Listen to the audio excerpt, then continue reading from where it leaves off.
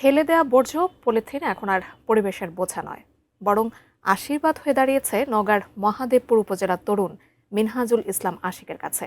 দীর্ঘ প্রচেষ্টায় পরিত্যক্ত পলিথিন পুড়িয়ে তিনি উৎপাদন করছেন পেট্রোল ডিজেলের মতো জ্বালানি তেল। এটি কেবল গবেষণাগারে সীমাবদ্ধ নেই, বরং মাঠ পর্যায়েও এর কার্যকারিতা পরীক্ষা করা হচ্ছে। সরকারি পৃষ্ঠপোষকতা পেলে দেশের জ্বালানি সংকট মেটাতে বড় ভূমিকা রাখতে পারে এই উদ্ভাবন। নওগাঁ প্রতিনিধি আব্দুর রাকিবের পাঠানো তথ্য ছবিতে ডেস্ক রিপোর্ট। নওগাঁর মহাদেবপুর উপজেলার হরিরামনগর গ্রামের ২২ বছর বয়সী তরুণ মিনহাজুল ইসলাম আশিক। চারদিকে ছড়িয়ে ছিটিয়ে থাকা পরিবেশের জন্য ক্ষতিকর পরিত্যক্ত পলিথিনই এখন তার প্রধান কাঁচামাল। এই পলিথিন পুড়িয়েই তিনি জ্বালানি তেল বানাচ্ছেন।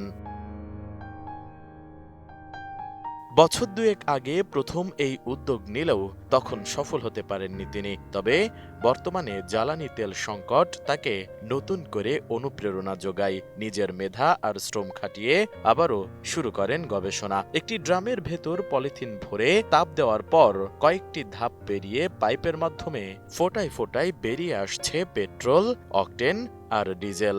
মিনহাজুলের দাবি, এই তেল কৃষিকাজে ব্যবহৃত সেচ মেশিনে ব্যবহার করে সুফল পেয়েছে কৃষকরা। এমনকি এই তেল দিয়ে তিনি তার নিজের বাইকটিও চালিয়েছেন। আমি 2 থেকে 2.5 বছর আগে এই কাজটা করার পরিকল্পনা করছিলাম। করার পর 2-3 বার ব্যর্থ হওয়ার পর বাদ দিয়েছিলাম। আমি আবার নতুন করে এই যে তেল সংকটের দেখে আমি চেষ্টা করলাম যে কিছু করা যায় কিনা। প্রথমবারে ছোট একটা ড্রাম নিয়ে আসলাম। নিয়ে আসার পর ওখান থেকে 2 কেজি পলিথিন থেকে 2 লিটার তেল বের করছি। করার পর ওটা একটু গাড়ি চালায় দেখলাম চলতেছে, একটু ঝামেলা হইতেছে। ওই যে একটু ডিজেল মিস আসছে, এটা যদি আমি রিফাইন করতে পারি আর উন্নত করতে পারবো তেলটা, বাংলাদেশ সরকার আমাকে সহযোগিতা করে, তাহলে আমি অনেক বড় ভাবে প্রজেক্টটা করতে পারবো। প্রতিদিন 3 থেকে 400 লিটার তেল আমি করতে পারবো, তৈরি করতে পারবো। আর যদি রিফাইনারি মেশিনের কথাটা বলতে যাই, রিফাইনারি মেশিনটা আমার অত্যন্ত প্রয়োজন। এটা হলে আমি তেলটা বাজারজাত করতে পারবো বা বাংলাদেশের জন্য কিছু করতে পারবো। বাংলাদেশের সম্পদ আমি বাংলাদেশে রাখতে পারবো। 32 ইঞ্চি জেভিকো টিভি এখন মাত্র 15,000 টাকায়, সাথে পাচ্ছেন 3 বছরের প্যানেল ওয়ারেন্টি।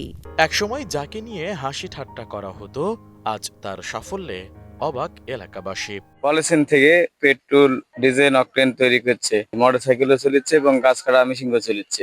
এখান থেকে যদি সরকারের সহযোগিতা পায় আরো এগিয়ে যেতে পারে ইনশাল্লাহ। এই তেলটা বের করেছে, এই তেলটার মনে করেন যে জনগণের জন্য সুবিধা হবে, এটা একটা সরকারের উপকার হবে, পরিবেশও ভালো থাকছে, আবার একটা উপকার হচ্ছে দেশে। স্থানীয় খাজুর ইউনিয়ন পরিষদ চেয়ারম্যান বেলাল উদ্দিন বলেন, এই প্রযুক্তিটি সঠিক তদারকির মাধ্যমে বাজারজাত করা গেলে একদিকে যেমন পরিবেশ রক্ষা পাবে, অন্যদিকে কমবে জ্বালানি তেলের পরনির্ভরশীলতা। পলিথিন থেকে ডিজেল, পেট্রোল এবং অকটেন উৎপাদন করতেছে, কিন্তু কারিগরি জ্ঞান তার থাকার পরেও লাস্ট স্টেজে রিফাইনটা সে করতে পারতেছে না। কিন্তু রিফাইনের যে সিস্টেম, সেই সিস্টেমে একটু ব্যয়ও বেশি। সেটা যদি করা যায় তাহলে সে মনে করতেছে যে প্রতিদিন 300-400 লিটার অকটেন ডিজেল উৎপাদন করা সম্ভব। আর এই মুহূর্তে যে বাংলাদেশের পেট্রোল, অকটেন, ডিজেলের যে ক্রাইসিস, এইটুক যদি সে উৎপাদন করতে পারে, তার দেখে অনেকেই উদ্বৃত্ত হবে, এটা উৎপাদনের দিকে যাবে এবং ছোট ছোট চাহিদাগুলো এখান থেকে পূরণ হওয়া অনেক সম্ভব। তো আমি মনে করি যে তাকে সরকারিভাবে যদি সহায়তা করা হয় তাহলে সে আগায় যেতে পারে এবং আমাদের দেশের এই পেট্রোল এবং অকটেন এবং ডিজেলের চাহিদা অনেকাংশেই পূরণ হবে। বর্তমানে এই তেল সরাসরি ইঞ্জিনে ব্যবহারের উপযোগী না হলেও সঠিক প্রক্রিয়াজাতকরণের মাধ্যমে এটি বড় সম্পদ হয়ে উঠতে পারে। তাই এই গ্রামীণ উদ্ভাবনটিকে জাতীয় পর্যায়ে পৌঁছে দিতে সরকারি ও বেসরকারি বিনিয়োগের দাবি স্থানীয়দের। Desk report, ATN news.